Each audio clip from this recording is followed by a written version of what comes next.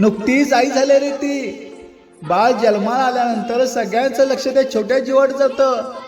पण त्या बाळाला जन्म देताना पुन्हा एकदा जन्म घेतल्या आई मात्र अनेकदा दुर्लक्षित राहते.